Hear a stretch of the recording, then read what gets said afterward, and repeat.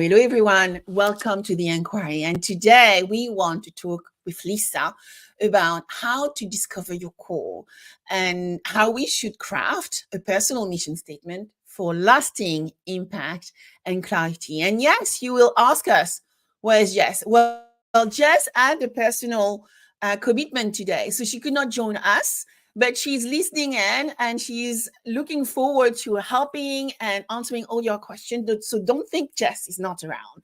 She's just around the corner. So, Lisa, we want to talk about personal mission statement and core. And one thing's actually I saw from looking at planning for this session is I learned that well-crafted mission statement requires well-crafted words. I read, it's about an expression of self. It's a way for us to be introspective, but also to reflect on who we truly are. What is our purpose, and actually shaping this with clarity. What's your view? What is the best, a personal mission statement, and how do we define that?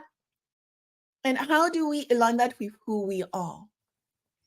So I think it's really interesting, Sabine. And I think a lot of us think of our personal mission statement as maybe something we want to accomplish, or, a promotion or a role or a title. And what I found maybe in my own experience getting to this point is when I started working with a branding coach, the first thing she asked me was, "What is your personal mission statement?" And I thought, well, like everyone, like, well, I want a job and I want to do this and I want to do that. And she was like, "No, absolutely not. That's not your mission statement." And I'll kind of connect this to a song that's up for an award right now, like "What Was I Made For" by Billie Eilish. So we're coming full circle back to the Barbie movie. Here we are again. Um, and I think that where I focus on advising people on this part of the mastermind, right? You have to really look within. You have to understand a pattern that almost sits on top of what you do. And so this is this intrinsic thing that aligns over time and over space and over roles and over accomplishments. And it's like, what do I stand for? So Sabine, when I really started like dissecting mine, I have had a lot of roles, as you have. And I started thinking, like, well, what is it that my personal mission statement is? And mine is really to achieve solving problems at scale that break the status quo. And everything I started connecting to, like, people I resonate with, things that I want to comment on, things that I enjoy reading. It's almost like a designer tells you go in a store and just start picking up things that speak to you. You don't have to know why. A lot of crafting your personal mission statement is understanding your own patterns. And we really think that we understand our own patterns, but often we don't. And so I want to kick it back to you because I want to bring it back to core. But how did you go about, and how do you think people maybe miss the step? Because I think we think of it very linearly, like job, role, responsibility. But your mission statement is how you find fulfillment, and to use our plum word, like what energizes us, what is our electrolyte, and what fuels us. So I want to ask you, when you started thinking about your personal mission statement and applying the techniques that we use in our mastermind, how did you go about that journey? So, every year at the beginning of the year, I want to have a pulse around what I stand for, where I'm going. And so I do conduct that little exercise probably yearly, just to make sure that I'm really clear around my direction, what I'm going to achieve, how I'm going to deliver value in this world. And so my mission statement, which came out from, like you, 25 years of experience and the things I enjoy, which are, working with decision makers and actually the strong pattern around innovation, looking at, more complex problems we need to solve to bring back the industry we love, to delivering against their services and the problem they are solving themselves for their customer. Well, my mission statement, which came out of it, is building bridges between corporate and startup through innovation or digital ecosystem, because I like, working in digital environments where you can actually then touch people all around the globe and then leveraging the technology which is around us. So when I go through that process, Lisa, like you, what I realized, 25 years, right, of experience working with multiple organizations, really started with very big companies until I decided to build my own businesses, is that you find patterns around the things you are actually really strong at, your core, the things which makes you happy every day, and then the things which are probably, that word, drainers, things which actually you less comfortable, but you do it well, right? You can do the job, but just you have to think about doing those. Yeah. And so that means that I first spend some time really understanding who I serve. Who is my market? What is the niche I serve? And you and I, we love our insurance world, right? We serve amazing corporates within insurance companies. We serve executives within those organizations. But we also serve the insurance technology founders who are out there. So what is my niche is definitely insurance technology, insurance companies. But then when I look at my target audience, I guess it's probably somebody who is highly innovative, somebody who wants to change the status quo, somebody who wants to move mountains, if I can actually highlight that as well, somebody who's highly Yeah. driven. So I go into, that niche and that target audience definition before I move to the next phase which is okay, who is doing it very well. So then I go into looking at who is doing it very well, better than I do, before I go into Yeah. defining my own mission statement. So I think there's so much in what we just said between the two of us. The first pattern that I love identifying patterns, as do you, Sabine. This is one of the reasons why we get along so well. But the first pattern I identify is neither of us use a role or a title or an accomplishment. Both of us focused on an outcome, which is very patternistic of our personalities. We're both outcome oriented in terms of what we like to Results, see results. things get done. And probably one of the driving forces between both of us is we don't like when things plateau or when they can't get past the point of inflection, which is why our customers call us. But both of us led with, and yours is to build bridges. Mine is to solve problems, at scale, breaking the status quo. But the connection there was the how, but we started with the what. And notice that in both of our personal strategies and mission statements, neither of us started with, well, I want to make X amount, or I want to be this title, or I want to, these are my clients.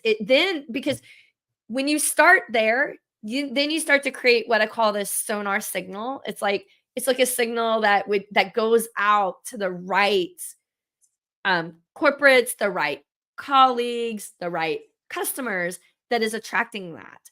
The other thing that both of us identified is that you need a really strong core, because all the things that you do, your muscles are going to get fatigued. You're going to, I really want people to understand that coming to this authentic identity mastermind, what we're trying to build is the core that holds it all together.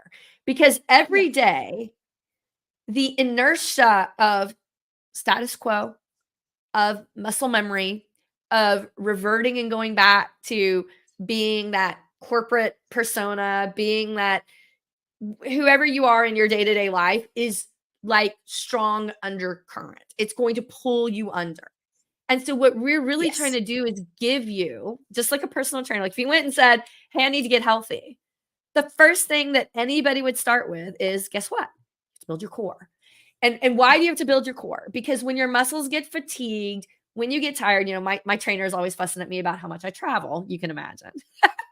And she's like, you have to build your core, you have to build your core, you have to build your core. And it's all about creating for your authentic identity that personal strategy and that mission because that is the core that as the muscle memory kicks in for all the day-to-day inertia that we can't avoid as contributors and workers and professionals, we're going to feel the day-to-day inertia. How do we have a core that always brings us back to that intrinsic alignment? And Yeah. and I want to know, like, because we talked, with Caitlin and Plum and Jess last time about this audit that we're going to do about ourselves, and we're really going to discover those energizers and depleters. Now we're moving on to this personal mission statement and core.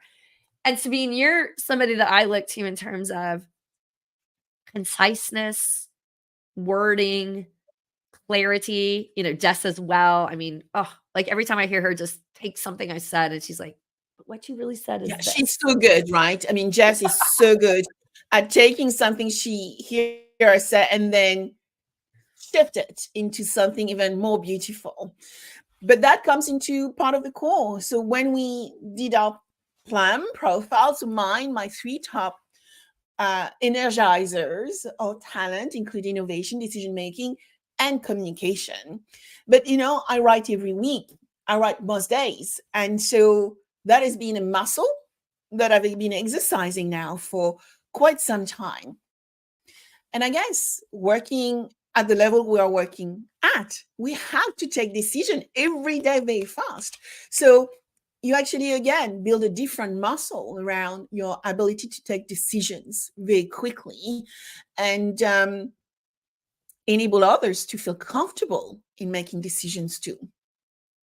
So I think one thing I'd love to ask you is, and I'm more of an orator than I am a writer, which I think is okay. I'm more like, I'll talk about it. And then interestingly, when I look back, and we've got a guest coming on our show later this month that looks at social profiles and things that people write and say. So whether you're on stage, whether you're on a podcast, whether you're on a webinar, and all of your language in your posting on LinkedIn, on Instagram, on Twitter, X, etc. And then it kind of comes to this, like, what are you actually standing for? Which I think is an interesting bottoms up to this personal mission statement. But I'll be interested to see if she thinks it aligns to what we say our mission statement is when she looks at us. I started like getting out of the fear of like I had to write this perfect thing, because for me that was very paralyzing. And I'm not a marketer, I'm not a writer. I'm more like analytical in my writing. So I mean, I'm comfortable with Excel and numbers. And then I'm very comfortable with talking about ideas and strategy. But when I started listening to things that I was saying, I started understanding my pattern, which then helped me get back into the, like, what are the 2 or 3 things that are really my personal mission statement? How do you think, like, people, like, clearly in our mastermind, we offer both. Like, you don't have to be a curated author or writer or linguistic. Like, I always am like, hey, Jess, how can I make this sound better? Hey, Sabine, what would that be like? What do you think guests sitting out there might be listening to this and they might be thinking, yeah, well, I can't write that. Or the other risk is maybe over indexing on tools like Chat GPT. Like, I think that it can help you, but it shouldn't be your voice, because clearly Chat GPT is not representing your voice unless you've trained it. And you spend a lot of time in both the linguistics, the writing, and using tooling as a baseline. What thoughts can you give our audience about that? Because I always love picking your brain about that. Yeah. So I think, the next phase, I mentioned, niche, target audience, and competition. The next phase for me is being really clear around my topics. And so, for example, I spent December writing, doing the research and writing around what are going to be the top trend for 2024. And as I did my research, I first started talking about the top trend based on the things I've done in 2023, which were, a lot of things I was interested in is the future of work, the fact that we move from working from office to moving remotely to going hybrid. And so what is the impact of remote working or hybrid working on humans, people like us, right? But also on your environment, on the collaboration tools you are using, and the risk, which is for me cybersecurity. So I have a guess. My first article was around future of work. It was about the implication of it. It was about cyber and therefore AI and generative AI, right? Because they are all in Yeah. some way integrated. But then I thought about it. Then I went straight and wrote another article around cyber. And then thinking about, okay, what is the thing around cyber? Then my brain said, okay, let's do it on a future of work. And then I went into the detail of future of work. But what I'm doing now, and then I went into generative AI, right? And then I went into investment because I work with startups. But so I ended up writing, I think, 4 or 5 different articles looking at the next level of what that meant. But that becomes my roadmap for 2024. I will continue working around future of work. I will continue to test and evaluate generative AI tools. I'm going to continue looking at collaboration with this type of technology and the implication of them on our work. I will look at cyber. You see what I mean? So then I'm starting drafting a bit of a roadmap around what are going to be my topics out there. So when I go into generative AI, I said, so who is Sabine van der Linden? What does she write about? I'm checking. I'm going to check that on this system. It's pretty accurate around the topics I do speak about, but what I represent, which is I want to talk about technology. I am a thought leader on technology. I want to provide tools and techniques to our communities, whether they are executives or young ventures, to become more effective in the way they do their work. But also, I want to help them commercialize and also find investment opportunities, right? So all this is connected in some way or shape to drive my why, if I can say that, Lisa, to drive my why. No, I love that. And of course, as soon as I saw your 2024 trends come out, I was like deep diving it. And of course, you had a personal versus, by the way, if anybody hasn't read your article, they should totally read it. I mean, I get the benefit of spending a lot of time with you. I'm one of those lucky people in the world that get to spend like time with you as a friend, as a business partner, and as a colleague.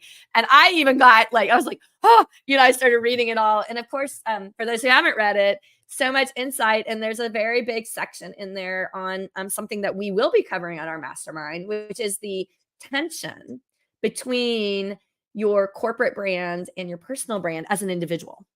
And Correct. where I'll say forward-thinking companies are emphasizing that, my favorite as the CFO, my favorite thing is like to make it an asset. So how you credentialize the company versus the days of old where the company could only credentialize you. Now it's a two-way street where we credentialize the company and the company credentializes us, but they also, forward-thinking companies are expecting their employees to bring value from their own personal brands. And I'm lucky enough to work with one company that really believes in this, in our personal branding.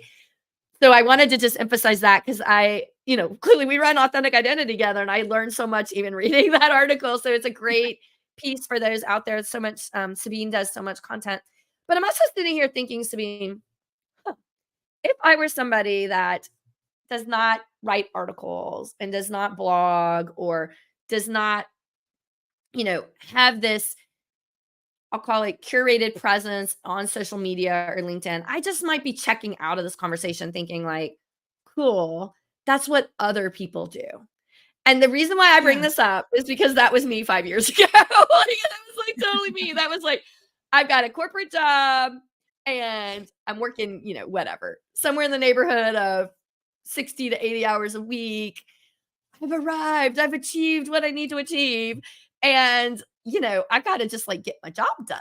And so I always thought this was things that other people do or other people need to do. I didn't listen to these.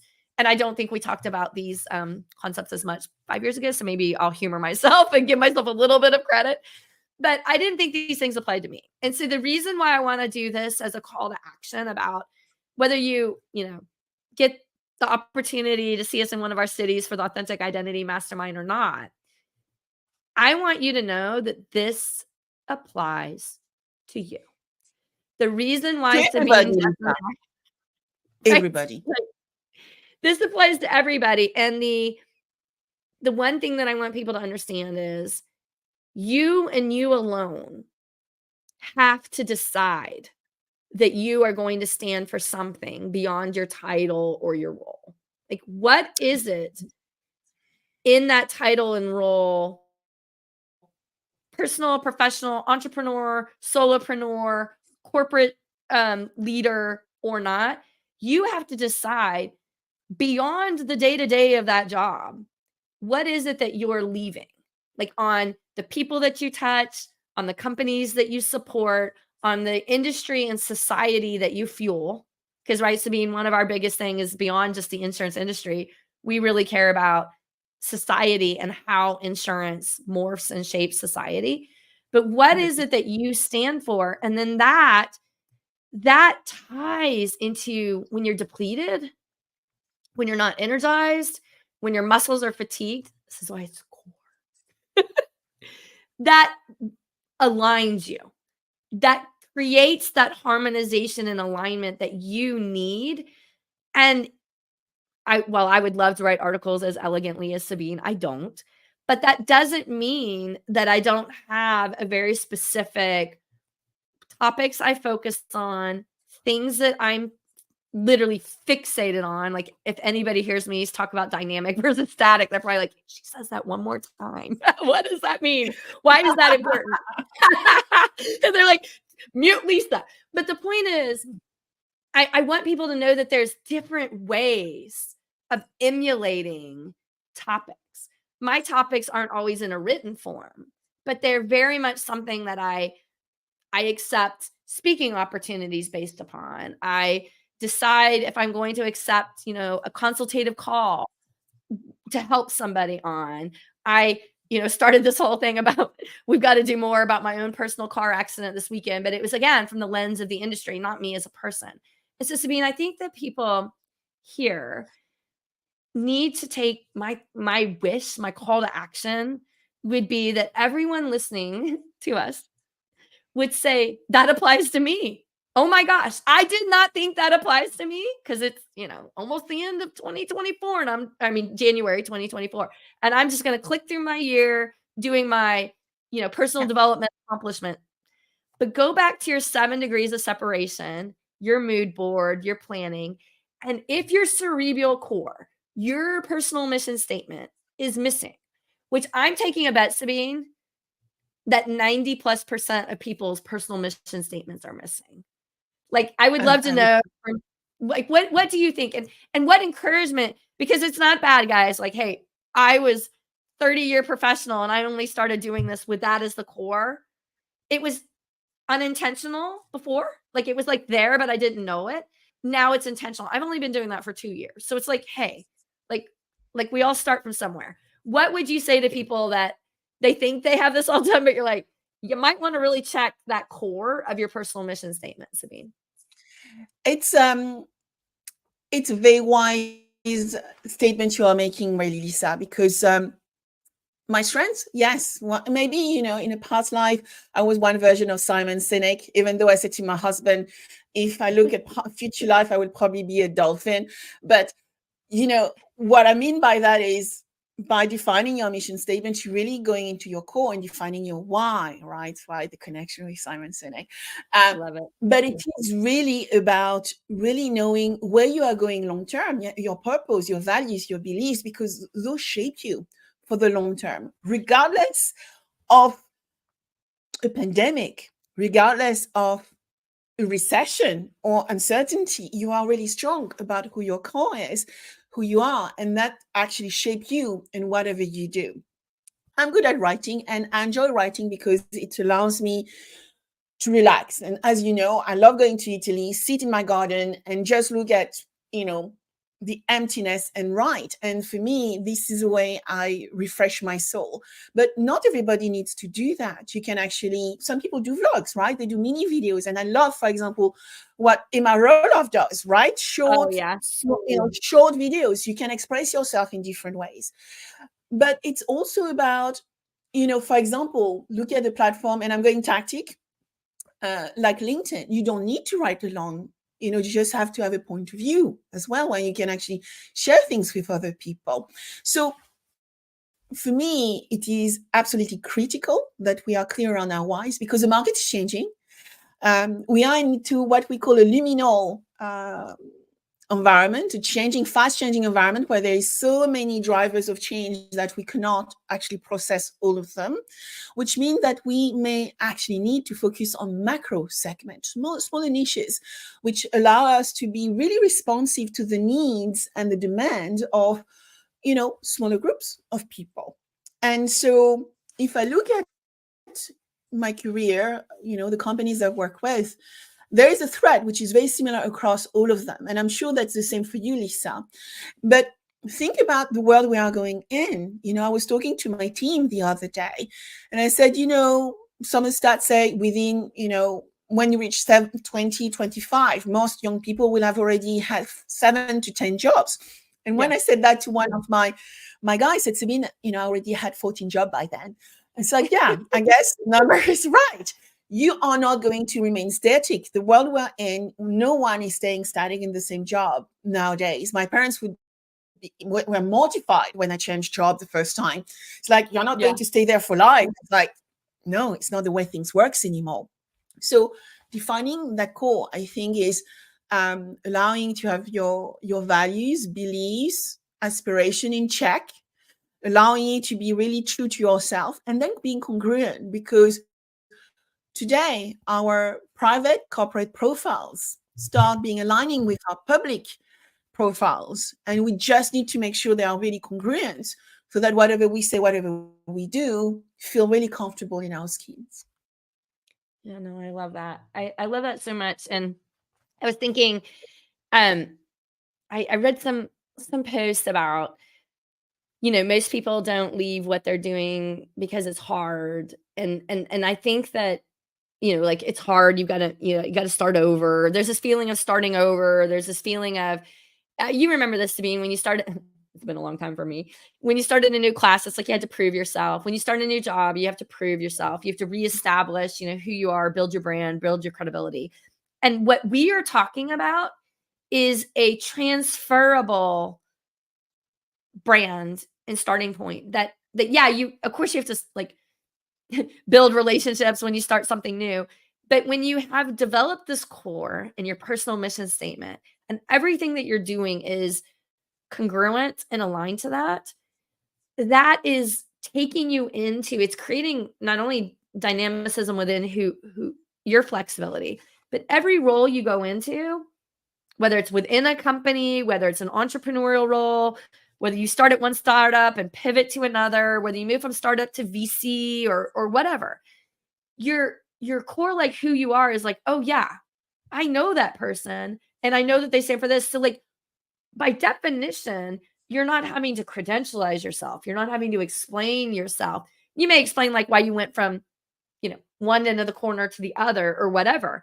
But most people are going to be like, oh yeah, that actually totally makes sense to me, which brings this catalyst of foundation along with you. And I think that that's such an important, I'll continue my intangible asset. So I think just like core is to your body, you can't develop a strong athleticism and functional, like, even if you're not an athlete, just to be functional, you need a strong core. Yeah. Every person needs a strong personal mission statement as their core. 100%. 100%. That's not a choice anymore. Everyone needs to be, and that represents you. But imagine in the world of competition we are facing, right? You need to have long-term goals and you need to have short-term goals. Think about the startups. When we connect with startups, it's often because they have a clear vision around what their tech can deliver. We look at these visionary statements and then we work backward and say, okay, how are you going to demonstrate to me how you can achieve that, right? Which goes into those goals and objectives. And then the roadmap, right? You start looking at, okay, I'm going to validate. I want to trust you, but now I'm going to validate that everything you're saying is congruent with what you are doing. Yes. This is what happens to us as well as human. People are looking for trust. People are looking for transparency. People are looking for congruency. And that's the way they make choices today. Remember that when we talk about marketing, it takes 7 touch point minimum before somebody responds to a message. If they respond, it's because they have made their research about you or your company. So you need to give them some clues about what you represent, not who you're working for or what your role is, but what you Right. represent and what your values are. And that's where, what you stand for in life and your career, what you're passionate about as well, and what your standards becomes critical into defining that personal mission statement. I love that, and you just, like, made me think of course you did. You just made me think of something that, like, um, you know, so much of the world is focused on sales, right? And, like, so much of our success is based on penetration and sales and getting, product market fit, and, from both the corporate side and the startup side.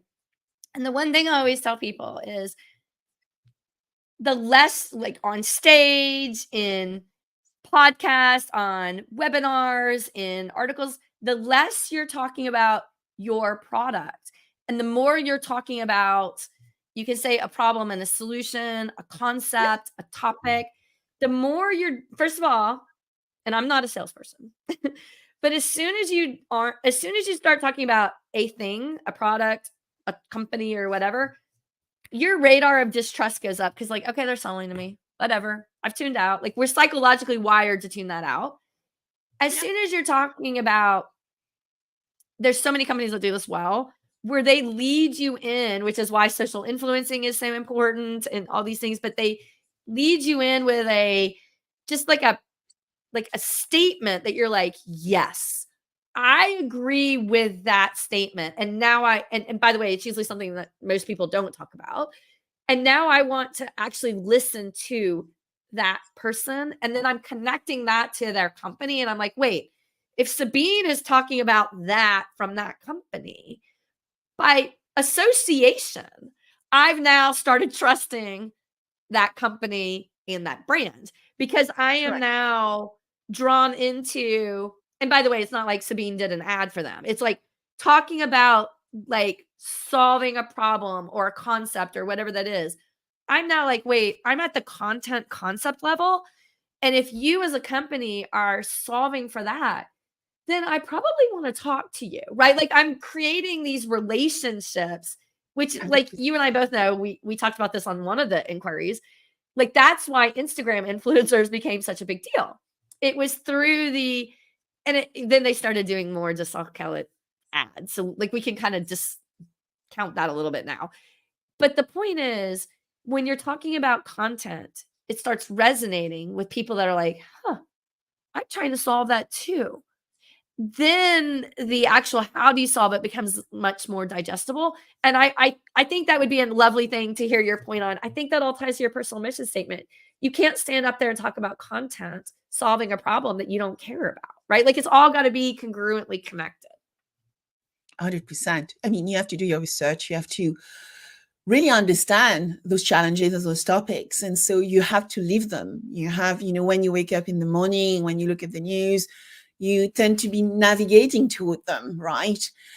You may actually have to test, in our case, test the technology. We have to play with it to actually really understand whether they say what it does on the tin. And so you have to be super congruent all the time.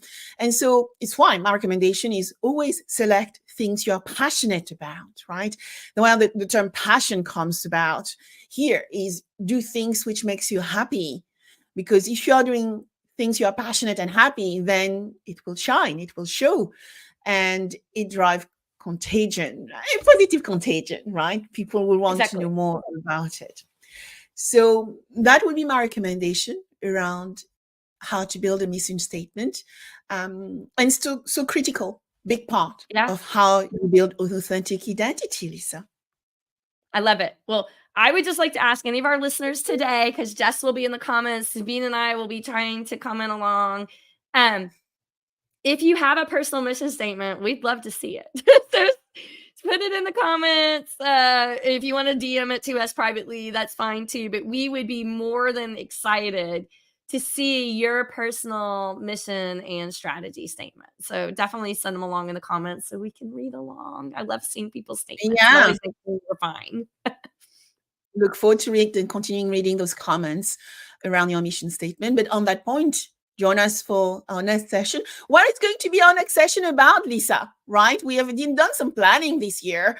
So what is going to be our next discussion on? We'll be going through the how to take your so we'll go from the core building your statement to actually activating that, and how do you activate that with your allies, and what does that look like with your voice, and some things that you might be wanting to focus on. So very excited about that. We also have some amazing guests that will be popping on the Enquiry to join us, people who are very congruently aligned to a lot of the things that we're talking about. So our next guest joining us, we will be talking about none other than Dr. Robin Cara on attention hacking and how you have to be authentic to get people's attention. So very excited to have that coming up after we tackle how are you going to apply your personal mission statement, activating your allies and your colleagues to support you. Well, we are going to have a packed year of insight, Lisa. On that That's right. And hopefully people, if you are in and around London, they might be able to join us in our mastermind on Tuesday. I believe it's March 19th, on Tuesday, March 19th in London. We'd love to see people there. Yeah, it would be part of InsurTech Week. We are going to all attend InsurTech Insight EU 2024. And usually that week is built amongst, the community as well, not just around the conference, but also the community. So a lot of events will take place across London.